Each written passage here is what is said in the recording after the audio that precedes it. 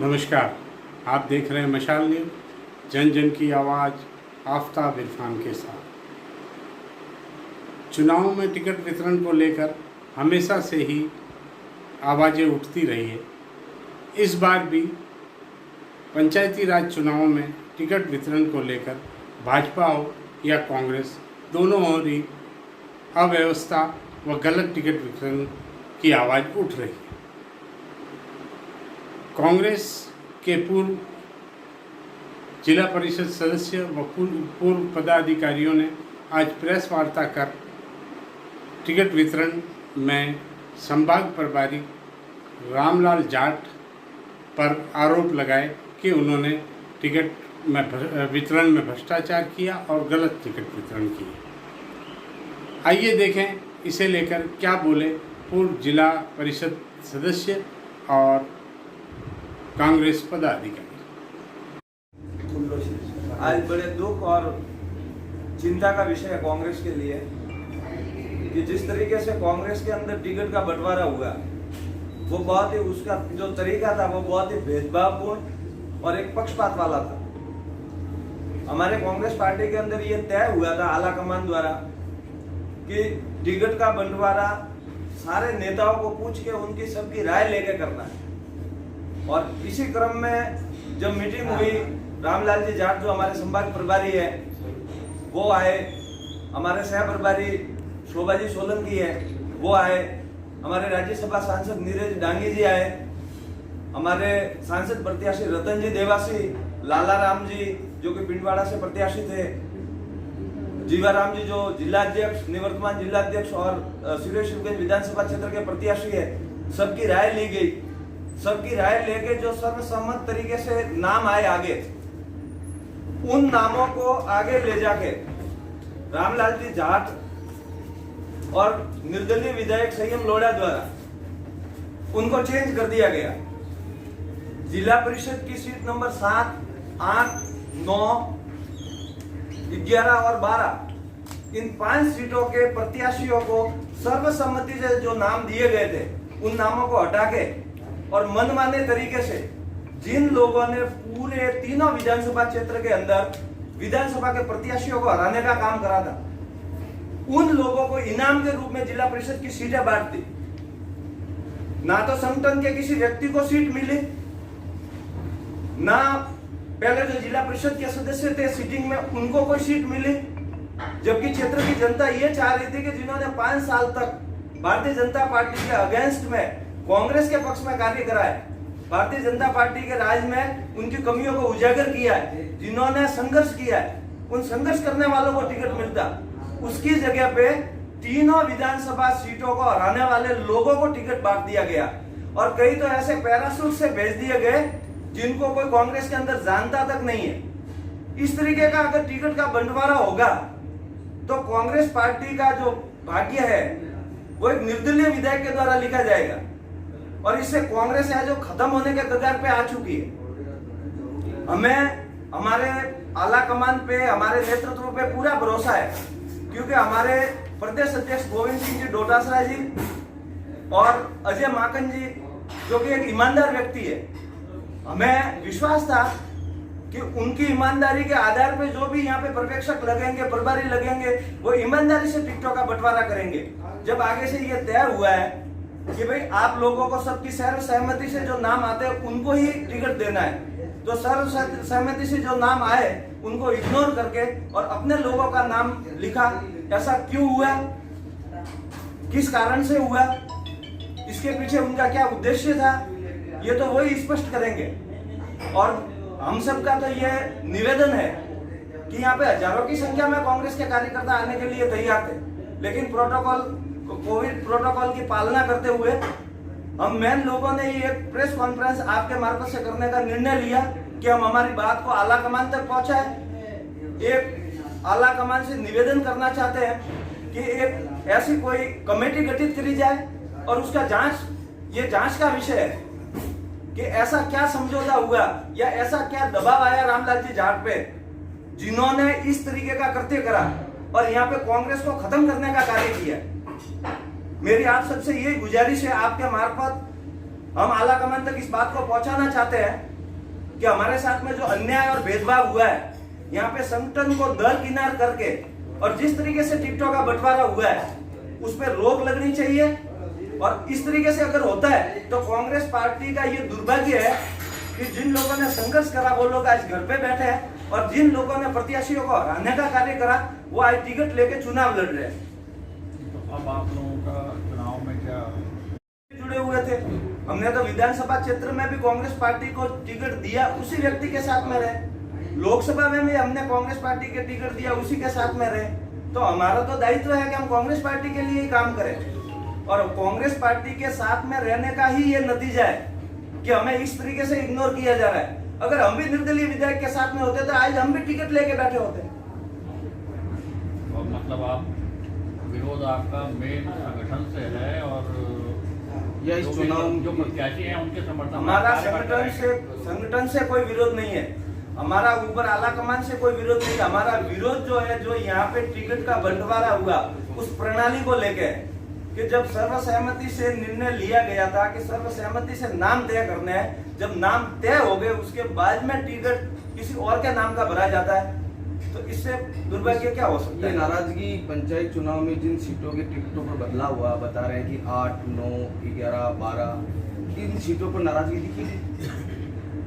देखिए ऐसा है, ये तो जनता तय करेगी। जनता को भी पता है कि जिन लोगों ने 5 साल तक जनता की सेवा की, जब वो चेहरा ही वहां नहीं होगा तो जनता किस तरीके से किसके नाम से वोट करेगी?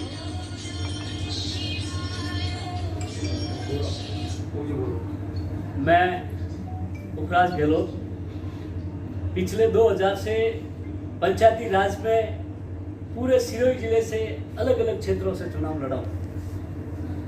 मैंने पहला चुनाव जहाँ से जीता वहाँ प्रेजेंट एमएलए गंगाबेन ग्रासिया की लड़की की जमानत जब्त हुई थी, वहाँ से मैंने कांग्रेस को जीत दिलाई। दूसरा चुनाव मैंने वार्ड नंबर 12 से लड़ा। उस 12 नंबर वार्ड से आज देश आज़ाद होने के बाद किसी भी दिन कांग्रेस का बूथ नहीं लगा। वो मावल से लगाकर तिवरली तक आज भी पूरा आरएसएस और बीजेपी का गढ़ है, उसको मैंने जीता। 2010 में मुझे वार्ड नंबर 8 से एक ऐसे क्षेत्र से चुनाव के अंदर प्रत्याशी बनाया। मुझे प्रत्याशी बनाया क्या कि जहाँ कांग्रेस के कोई उम्मीदवार लड़ना ही नहीं चाहता था, वहाँ से मुझे टिकट दिए जाते थे और मैं वहाँ पे मेरी मेहनत करके और लोगों के बीच में काम करके मेरी ईमानदारी को और पार्टी के प्रति मेरा जो रुझाव है, और मैंने वहाँ से लहरगिरी महाराज को 1700 वोटों से हराया। तीसरा चुनाव मेरा 2015 में हुआ, जो आप सब पत्रकार लोगों को भी और सबको पूरे सिरोही जिले के लोगों को मालूम है कि मैं वार्ड नंबर 17 से चुनाव में खड़ा हुआ। मेरा टिकट 13 में था, 13 से काट दिया गया। वार्ड नंबर 17 के अंदर मैं प्रत्याशी हुआ और वहाँ मुझे पूरे एकदम खम के साथ हराने की कोशिश करी गई। उसके बाद मैं 4 वोटों से जीता।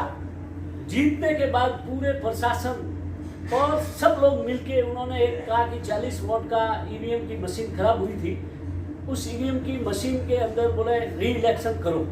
रात को 8 बजे जिला कलेक्टर महोदय कहते हैं कि आपका इलेक्शन कल सुबह है। सिरोही जिले के अंदर 21 में से 15 सीटें बीजेपी की आ गई थी, भाजपा का बोर्ड बन गया था। उसके बाद सुबह वापिस इलेक्शन चालू हुआ। जो प्रेजेंट 3 बार से एमएलए समाराम ग्रासिया, उसके गृह बोर्ड से मुझे इलेक्शन की चुनौती दी गई।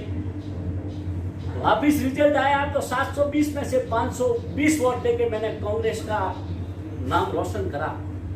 उसके बाद इस बार पहली बार मेरा गृह क्षेत्र आया और मैं पिछले 25 साल से 10 साल मेरे पिताजी सरपंच रहे थे, वहाँ के अच्छे पॉलिटिशियन थे, आदिवासियों की सेवा भी करते थे और मैं भी पिताजी के साथ साथ मैं भी सेवा करता था। पंचायत समिति हो, जिला परिषद में हो, कुलदीप सिंह जी को पता है कि मैंने मेरे क्षेत्र के साथ साथ उस 11 नंबर वार्ड की समस्याओं को मेरा पूरा प्रयत्न रहा।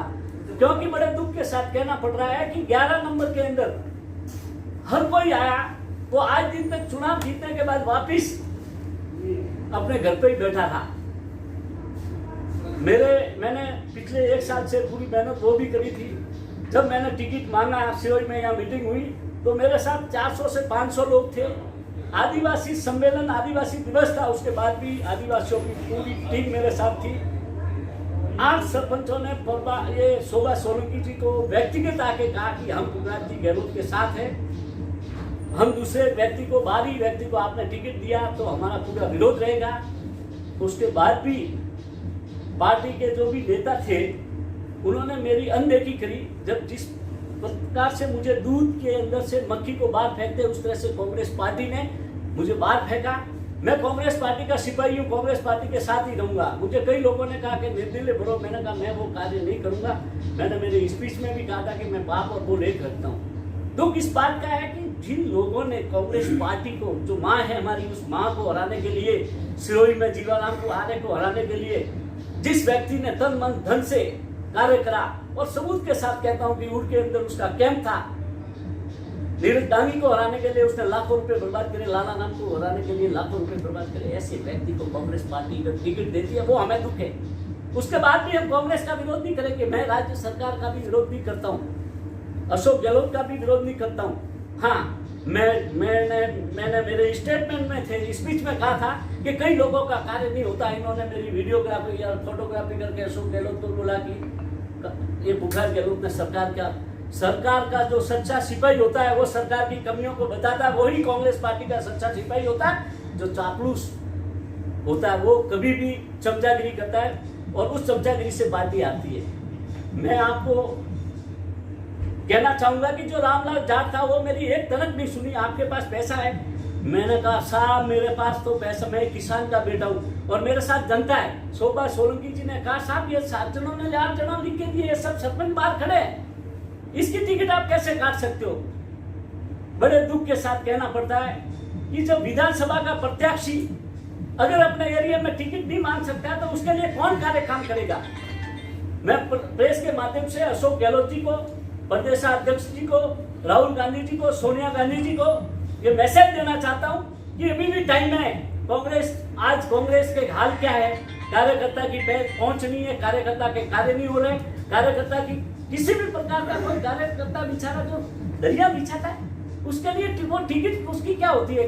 प्राइवेट एक यही है कि भाई जहां भी चुनाव आवे अपन लड़े, और उसको टिकट नहीं दिया जाता है। अशोक गहलोत जी को, प्रदेश अध्यक्ष को और राष्ट्रीय संगठन मंत्री अजय माखन जी को इस पे एक्शन लेना चाहिए, और रामलाल जैसे भ्रष्ट व्यक्ति को कांग्रेस के लिए 6 साल से बाहर निकालना चाहिए।